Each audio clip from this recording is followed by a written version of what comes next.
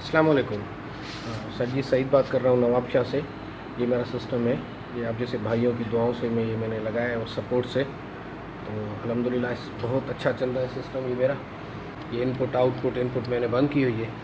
बाकी ये है कि आज ये 6 प्लेटें मैंने इस पर लगाई हुई है ट्रीना की 330 वाट की, जो आज मुझे दे रही थी तकरीबन 11 बजे के करीब। हालांकि बादल भी आए हुए हैं यहाँ नवाब शाह में, तो ये दे रही थी मुझे 1225 वाट।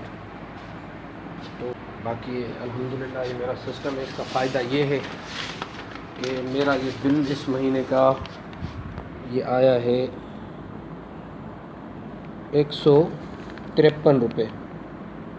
ये आप देख सकते हैं 153 रुपये, सिर्फ 50 यूनिट जले हैं और 2 रुपये के हिसाब से पर यूनिट ये पड़ा है। और पिछली आप बिल देखें तो 6,600, फिर 2,800, इससे पिछला तो वो बहुत ज़्यादा, तो फिर ये आहिस्ता आहिस्ता कम होने शुरू हुए, क्योंकि मैंने पंखों का 12 वोल्ट का सिस्टम मेरा पहले चल रहा था।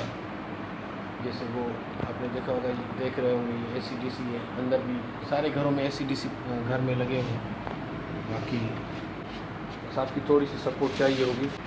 बहुत शुक्रिया, जज़ाकल्लाह, अल्लाह हाफ़िज़।